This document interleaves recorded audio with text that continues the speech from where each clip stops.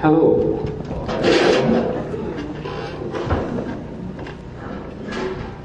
Because I'm a Buddhist monk, I'm going to give you a Buddhist perspective, but it's not really going to be much different from what you already know. One of the things that the Buddha did was he taught very much in depth how mind works. And the talk that we heard this morning was great, very good talk, and I would only add one thing to that. And that is when the Hawaiian family was all together and they finally worked out the problem, the healing factor that happened for the child was the joy of the release of that attachment. And what I want to talk to you about today is how to develop joy all the time. I've been in the healing arts for probably 40 years. And 20 years ago I had to make a decision on which path I wanted to follow for the healing. Whether I wanted to be a hands-on healer or I wanted to do the next level of healing. And I decided that I wanted to do the spiritual healing. So I became a Buddhist monk, and I studied very hard and I practiced a lot of meditation. I hear people that are teaching meditation now and they said, oh, I did one 3-month retreat and it was really something and now I can teach. And I've done 12 or 15 of those. And I did an 8-month retreat in Burma, very intensive, getting up at 3 o'clock in the morning, meditating till 11 o'clock at night. The last 3 months I was there, I was going to bed at midnight, getting up at 2. So I've done a lot of very intensive meditation. What I found out later, after I got out of Burma, I also did a 2-year retreat, which was about as intensive. Intensive means I didn't talk to anybody but the teacher, and all I did was sitting meditation, walking meditation. And I did that for hours and hours on end. I went through what they said was the final result, and I was not satisfied with that. So I left Burma, and I came back, and I did an 8-month, fairly intensive. This was only about 12 hours a day, so it was very intensive meditation. But I did it with loving-kindness meditation, not with the vipassana or the one-pointed kind of concentration that is generally being taught in the world today. When I got done with that, I was invited to start up a monastery in a suburb of Kuala Lumpur, and they asked me to start teaching loving-kindness meditation. Almost everybody in Malaysia that was practicing meditation, they were practicing a form of meditation called vipassana. When you practice vipassana, mind has a tendency to get a little bit critical, a little bit hard, a little bit judgmental. I'm right. I don't care what your experience is. I know what the experience is, things like that. And when they would get done with a vipassana retreat, they would say things and do things that were very harsh to other people. They were hurting other people's feelings, and they'd come running to me. And they'd say, I have to do a retreat with you. When's your next retreat? And I was giving 1-week retreats with loving kindness. Now, when you practice loving kindness meditation, it is a smiling meditation. And this is incredibly important. There was a study done in the University of Minnesota, I think. I can't remember, it's been so long ago. On the corners of your mouth. When the corners of your mouth go down, your mental state goes down. When the corners of your mouth go up, your mental state goes up. So I said, okay, that's a key to having joy arise. You got to smile. And these people would come and they'd say, okay, I'll do the meditation with you. And they would come after the first day and they say, this is a phony smile. And I would say, I don't care whether it's phony or not. Keep smiling. The more you smile, the more uplifted your mind becomes. As you start to have more and more uplifted mind, you're naturally starting to develop joy. When you have joy in your mind is very alert, your mind is very bright, and it's real easy to see when there's not any joy in your mind. It's real easy to see when you have one of the emotional things that arise whenever something unpleasant happens. Sadness, depression, anxiety, stress, whatever the catch of the day happens to be. It's real easy to see that you're caught by that when you notice you don't have joy. So what did I tell people to do? I told them they had to smile. And the more you smile, the easier it gets, the more uplifted your mind gets, and the more actual healing there is that takes place. Joy is the real healer. And it just so happens in Buddhism, there are these things called 7 factors of enlightenment.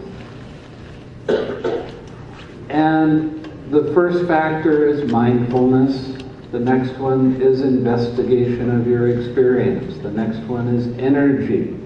The next one is joy.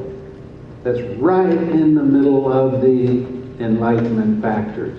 After that, there's tranquility, there's collectedness, and then there's equanimity. But for our purposes here, we want to focus on joy. Why is joy right in the middle of that mess? Because that is the balancing factor between putting too much energy into trying to control things and not enough energy into trying to control things. The more you see joy arise in your daily activities,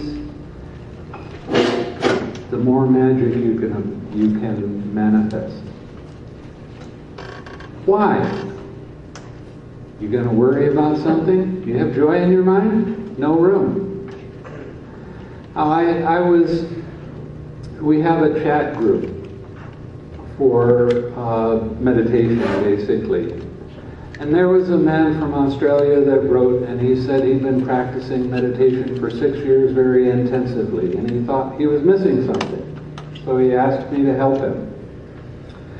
And I told him, okay, what kind of practice were you doing? And he was doing a breathing meditation. Now, when I teach breathing meditation, it's a little bit different because I follow what the Buddha was talking about directly in the sutta. When you do your breathing meditation, you know when you have a long breath, you know when you have a short breath. You know when your breath is coarse, you know when your breath is fine. You know when your breath is fast, you know when your breath is slow. Then the instructions happen. And the instructions say, experience your entire body on the in-breath, experience your entire body on the out-breath. Then the instructions say, and this is the important part, it says, tranquilize your bodily formation on the in-breath and tranquilize your bodily formation on the out-breath. What does that mean? When you breathe, there is tension and tightness. Relax. On the in-breath, relax. On the out-breath, relax. Now, when I teach loving kindness or mindfulness of breathing, I also tell them that this is a smiling meditation too. And he didn't much like that idea because he liked the idea of being serious. I'm going to do this practice and I'm going to try real hard. And all that tension that arises. So he had resistance to smiling. Now, he was doing the same kind of practice basically, except for this one extra step of relaxing. And he was not making any progress at all. He was still caught in the old ways of practice. So I said, okay, I don't want you to do that practice anymore. I want you to switch over and do loving kindness meditation. Loving kindness meditation is sending loving and kind thoughts purposefully to your spiritual friend. A spiritual friend is somebody of the same sex. If you send loving and kind thoughts to a person of the opposite sex, your mind will tend to become infatuated. And you don't want that to happen. Now, it doesn't happen when you're doing it on a surface level. But when you're doing it deeply, this kind of thing can happen. So you pick someone of the same sex. And you make a wish for their happiness. The wish can be any kind of positive wish you want to make. Doesn't matter. The trick is, you have to feel that wish. You make a wish for somebody so that they're peaceful and calm. You know what it feels like to be peaceful and calm? Of course. Bring that feeling into your heart. Put your friend right in the middle of that feeling and give them a great big heart hug with the feeling of peace and calm. Radiate that feeling. Now the thing, when you start doing this, you're going to notice, when you start doing it in an intensive way, you're going to start noticing that your mind is going to think about other things. It's okay that your mind thinks about other things. Thoughts are not your enemy. They're not something to fight with. They're not something to control. Let the thoughts go. Relax. And the reason that you relax right here is every thought and every feeling that arises, there is tension that arises along with that. One of the places that the tension arises is in your head. Now, everybody here, I guarantee, has tension in their head right now. It's a tightness around your brain. Relax. Let go of that. And what you'll feel is a little bit of expansion out and calmness. Now, what you do when you have a distraction, your mind is thinking about this or that, for the period of the sitting, let go of the thought, relax, bring that mind back to your meditation, the feeling of warmth in your chest, the wish that you make, and putting your friend right in the middle of that wish. When you see your friend in your heart, see them smiling and happy. Now, when you smile, there's 4 different places that I want you to smile. You have to smile in your mind. You have to smile with your eyes. Even though your eyes are closed when you're sitting in meditation, you need to put a little smile on your lips. Now you notice a lot of Buddha images, they have this little kind of pixie kind of smile where he's just a little bit of a smile on his face. The artist is saying he is experiencing joy at that time. Put that little smile on your face and a smile on your heart. It doesn't matter how many times your mind wanders away. Every time you see your mind is thinking about something else, let go of that, relax, come back, do the meditation some more. If you have a sitting for a half an hour, and during that half an hour your mind wanders away 100 times, and 100 times you notice it, and you let that go, and you relax, and you come back, that is a good meditation. It's an active meditation. It's a meditation where you have to kind of roll up your sleeves and work a little bit, but that is a good meditation. It's kind of funny because I teach a lot of retreats, and people will come in and they'll say, I say, how's your meditation going today? And they say, oh, it's terrible, my mind's jumping all over the place, I'm thinking about this and thinking about that, I just can't stand it. And I have some questions then. Are you able to see it? Well, yeah, I can see it fairly quickly, and then I can let it go and relax and come back. Do you do that all the time? Yeah. Good meditation, isn't it? What most people consider good meditation and what I consider good meditation are not always the same. Your mind will calm down by itself. But it does take some effort in letting go of these distracting thoughts and relaxing and coming back. Now, that's the sitting meditation. That's only, say, for a half an hour a day, 45 minutes. When you're sitting as good, sit longer. It's up to you. Then there's the meditation that's all the time. And I mean all the time. When you're walking from here to your car, what are you thinking about? Oh, hum, some of this, some of that. Nothing in particular. Well, that's the time you should be smiling.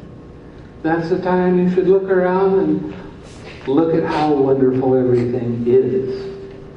Don't worry about the way it might be in a moment. Look at how it is right now. We were just at a restaurant, and I went outside waiting for them to come out. And everybody that walked out of the door, they said, oh, it's really hot. And I was sitting there enjoying the heat, thinking, that's not a bad thing. But everybody had this tight mind because they were in a cool place, they went to a place where there was a change. And their mind went tight. And they didn't really notice it. And that tight mind is the thing that dictated what kind of thoughts they were going to have. Now, when the Buddha is talking about mind, I mean, he was really, really deep and really, really precise. He said, your mind works in the same way. Everybody's mind does. It doesn't matter whether you're an Asian or a Westerner. It doesn't matter where you come from. Your mind works the same.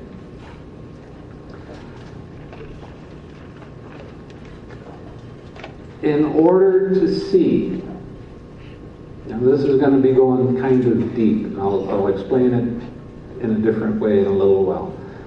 In order to see, there have to be certain conditions that have to be met. You have to have an eye in good working order. There has to be color and form. And when the eye hits the color and form, that is called, eye consciousness arises.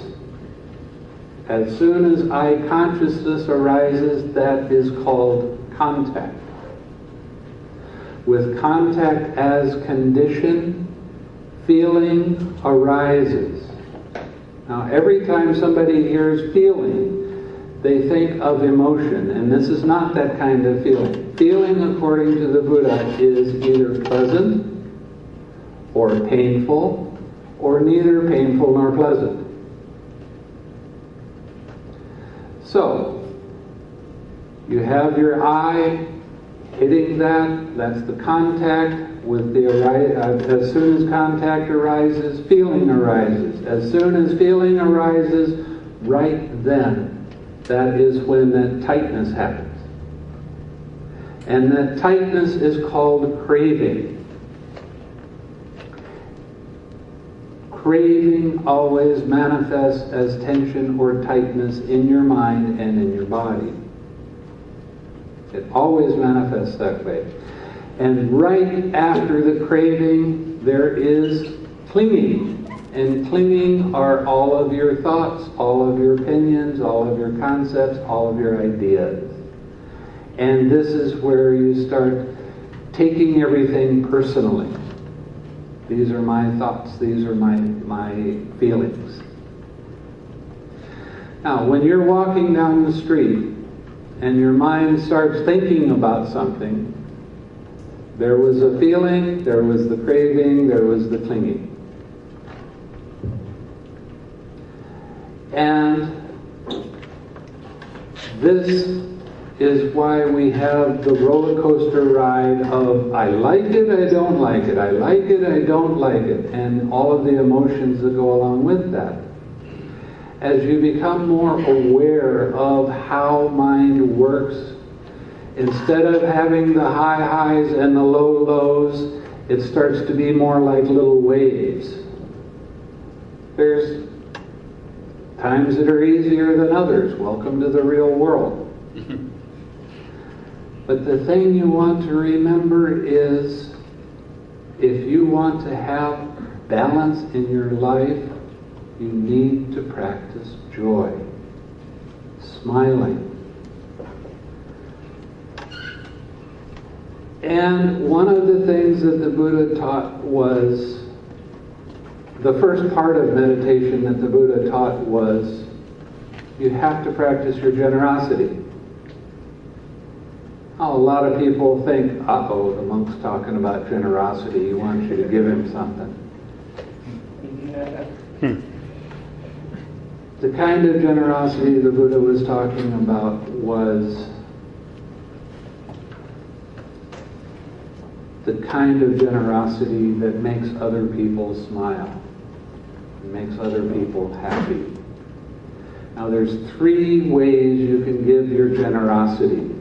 You can give your generosity with your speech. You can give your generosity with your actions. You can give with your thoughts. Now, he said also there's 3 other things that you need to know when you're giving your gift. Prepare your gift with a happy mind. While you're giving your gift, give your gift with a happy mind. After you've given the gift, reflect on that was a really good thing with a happy mind. So the more you can say things that make people smile, the more you can do things that make people smile, the more you reflect on doing that, the more uplifted your mind becomes. The happier you become, the more joy you have in your life. It's all interconnected. It's really, really important to realize that any time your mind is being serious about something, that there is this craving and clingingness there. That doesn't mean you don't point your mind towards an end goal. You do. But you don't do it with a tight mind. You do it with a relaxed mind. As you learn how to do this with a relaxed mind, you manifest things much more quickly, much easier. And everything starts to be fun. Somewhere along the line, somebody told us as we were growing up that life was supposed to be serious. That's bunk. Have fun. Smile. Laugh. How does your face radiate when you look in the mirror and see yourself smiling? Isn't that nice? Do you want to affect the world around you in a positive way? Then be the example. Smile. You want to make a Mother's Day? Go up and give that that child some kind of compliment. That mother will start smiling like you can't believe and really appreciate it. That's the generosity. See, one of the things that the Buddha said was, what you think and ponder on, that is the inclination of your mind. The more you practice giving kind thoughts, helpful speech, kind actions, the more your mind will tend towards doing that. And then you start watching how fast everything manifests. The more joy you have, the easier life becomes.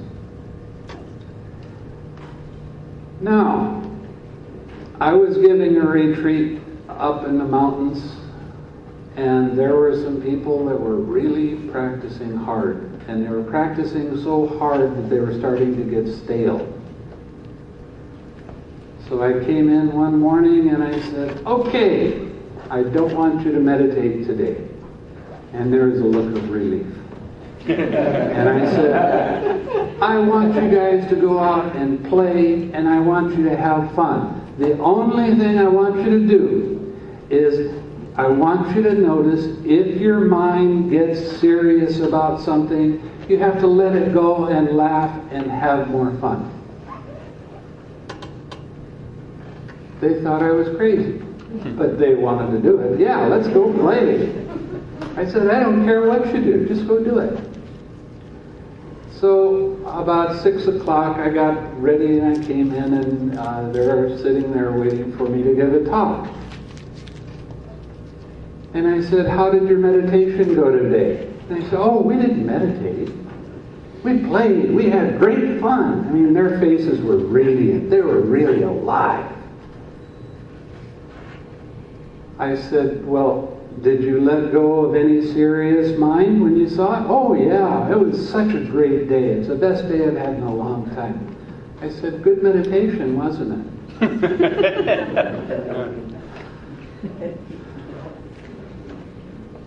This is immediately effective.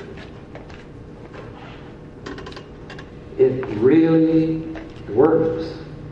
Smile. I don't care whether you feel like it. One of the things that I used to do was somebody bought me some mirrors and we painted smile on the mirror, little hand mirror. I said, I want you guys to carry it around with you. I don't care what you're doing, look at it, see what your face is doing. If you see your face isn't smiling, then you got to smile. I don't care whether you feel like smiling or not. You got to smile.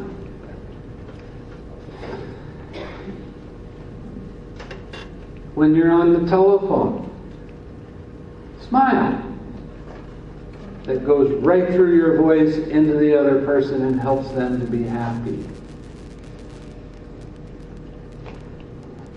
And the thing is, the more you practice being happy, it becomes contagious.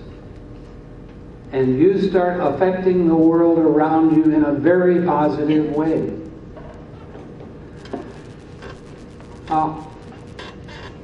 I've been reading a lot about the effects of television on your psyche and on your body. And television is really nasty. It changes your being aware from one side of the brain and goes to the other side, where you become kind of an automaton. Even if you're not listening to the television, you're still hearing the commercials and they are affecting you. There was a man in California called Swami Beyondananda. And he said, I believe everybody should practice with their television. Turn off the set and television. And I really have to agree with that. Television is physically addicting. It's as addicting as heroin, they're finding out. This is nasty stuff. Turn off the television and start really communicating with other people around you. Make up games where you can play and laugh and have fun. That's one of the things that's happening in this country right now, is everybody is getting serious. And the more you can smile and the more you can laugh, the more uplifted your mind becomes, the faster your progress is in your spiritual path and in life. It's real amazing that when you keep your mind uplifted, like I walked from one place to another, I was in Miami, of all places, and I'm walking for exercise.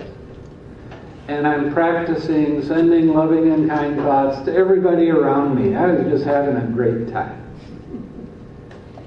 A man stops, he says, "Can I give you a ride?" I said, "No thanks. I'm just walking for exercise." "You sure?" Yeah, no problem. And it happened 2 or 3 times. And I got back to the temple and I started telling the people that are running the temple, I just went out for a walk and there's 2 or 3 people that wanted to give me a ride, but I was walking. And they stopped and they said, "You mean here in Miami?" "Yeah, I just walked in, you know." Well, nobody ever does that. You want to manifest things more quickly? Be happy. Practice it. That's the thing. Everybody, 100% of the people in this country will say, "Yes, I want to be happy." And then when you say, "Well, it's simple. All you have to do is smile and laugh and have fun." Nothing's that simple. Well, actually it is. This guy that I was telling you about that I was writing with the email, he started doing the loving kindness meditation and he was really having problems. How do you have this warm feeling in your chest? How do you focus and all of this? Finally I got to a place, I said, "Listen, I don't want you to meditate anymore for 1 week. It's only 1 week. You can do that. But everything you do during this week, if you see that you're being serious, I want you to laugh. And anytime you see that you're not smiling, I want you to smile." So he didn't write for a week. And I'm thinking, I lost that one. And he writes back and he said, "I want to tell you some of the things that happened this week." He said, "I used to walk from one place to another, always with my head down, and I was having these thoughts of dislike and dissatisfaction and depression and all of these things. And now I walk with my head up and I'm smiling." And he said, "Even when I didn't feel like smiling, I smiled and there was still benefit from that." And people are starting to come towards me. Before they always stayed away. Well, if you have a sour face, of course they're going to stay away. When you smile, they're going to wait. They like you. You want to affect the world around you? Smile. And smile at everybody you see. The trick is, can't make it a false smile. Can't make it a painted-on smile. Gotta smile with the eyes. Gotta smile with the heart. Gotta smile with your mind. does take practice. That's why I teach the meditation. You do this for about a half an hour a day. You get to see how your mind works. You get to see how you get caught in all of these roller coasters. I like this, I don't like that. And you start letting them go. That's putting more balance into your life. As you do that with your sitting meditation and carry that with you into your life, and you start smiling and being happy with everybody around you, all of the troubles of the world start to get solved by themselves. You don't have to worry about what's happening in Iraq. That'll take care of itself. You smile right here, right now. You don't have to worry about anything. There's nothing to worry about. What's there to worry about right here, right now? There's nothing. So be happy. Now, one of the things that I came up with was this sheet that KK gave out. It's called the 6 R's. And this is a way of doing the meditation. This is the reminder. You recognize when your mind is distracted and you are not happy.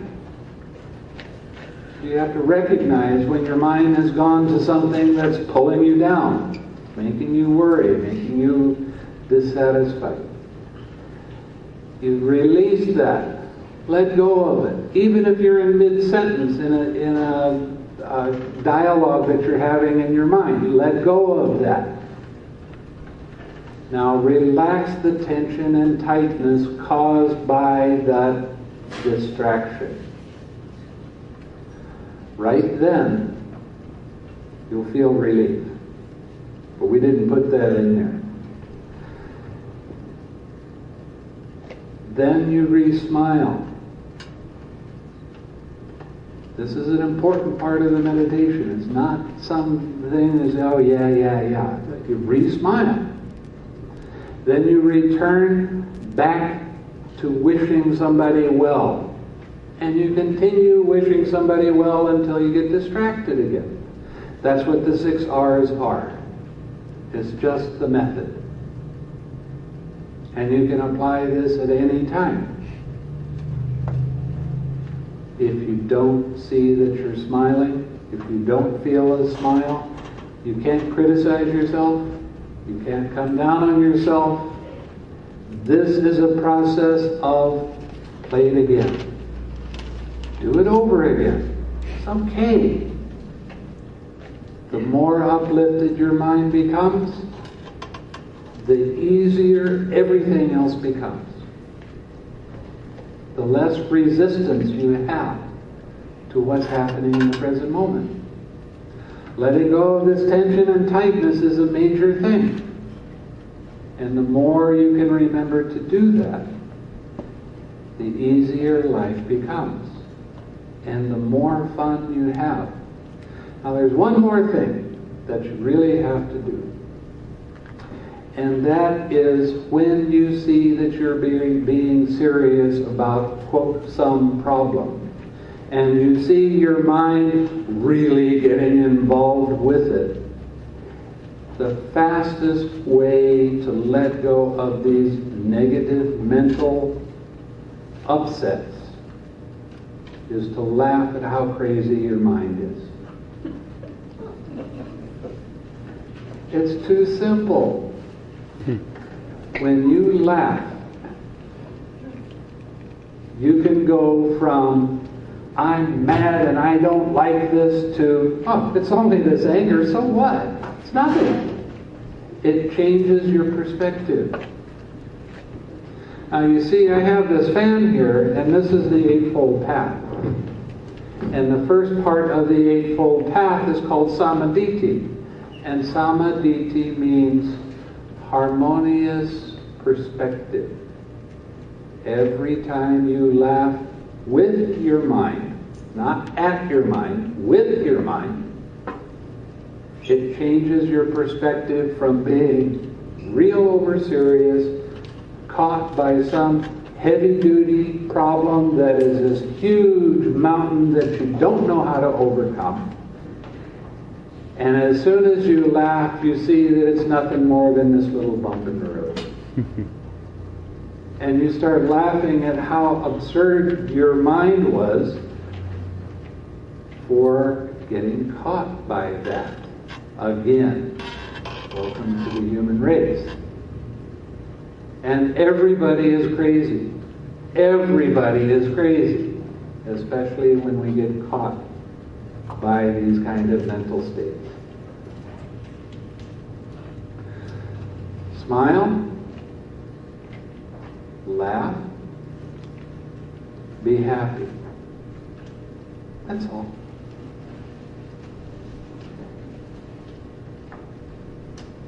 And an interesting side story. I was in Washington, D.C., and there was this woman that came to learn meditation from me, and I gave her one of these mirrors that says smile on it. And it so happens that she was the makeup man for Joe Lieberman as he was running for vice president.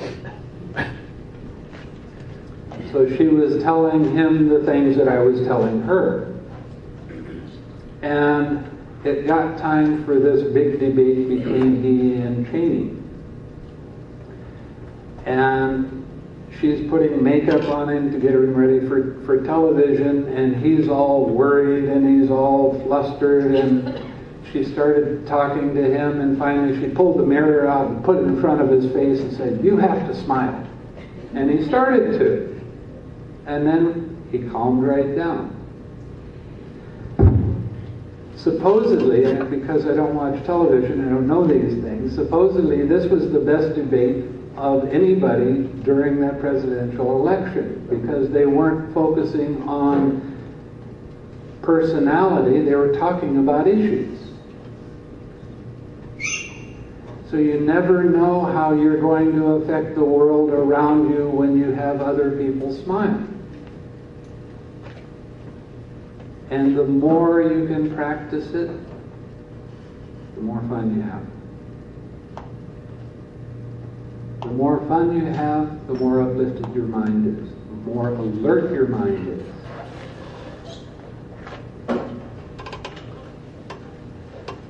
And joy is the healer. Joy is the thing that as soon as that joy comes up, it heals all kinds of situations. Now, when you practice and you go deep enough into your meditation, the joy will arise, whether you want it to or not. You will smile, whether you want to or not. Now, there are some kinds of joy that are real interesting, especially when you go deeper into your meditation. It doesn't happen very often. I probably have a couple thousand students by now, I don't know. And it's only happened with one student, so it lets you know it doesn't happen very often. But when joy is strong enough, it will actually help you to levitate, which is really kind of strange. As you're sitting there very peaceful, and this joy, this is called a certain kind of joy. This is called uplifting joy. And you only get it through the development of the meditation of your mind. But the joy becomes so overwhelming that your body just comes up off the ground a couple feet, stay there for a little while, and go back down. Then we'll come back up. Stay there for a little while, go back down. Now you can develop this. That's what the transcendental meditation people were doing. You can develop this so you can bounce up in the air 5 feet or whatever. And depending on your meditation and your personality type, you can learn to develop that even further so you can fly. But it takes somebody that's very, very sensitive to feeling. See, there's 3 kinds of personality, basically. There's the intellectual kind of personality that's not very sensitive to feeling. And there's the emotional kind of personality, where everybody seems to fall apart, and they're always crying and always having these emotional ups and downs and that sort of thing. That happens because they're very, very sensitive to feeling. Those are the kind of people that it's very easy for them to develop psychic abilities. Psychic abilities, flying in the air, reading other people's mind, walking through walls, things like that. Honestly, I haven't had too many students that are like that. Thankfully. All the rest of us are in between, where we're not super intelligent and don't have any feeling or sensitivity to feeling, or are so sensitive to feeling it's like we don't really have any brain. But we're in between.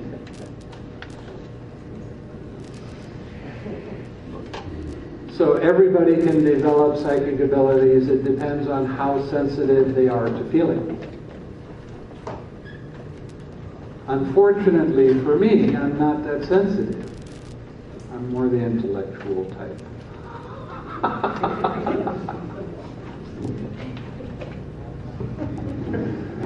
Oh, if my mother could only hear me now. You never study, your grades are no good.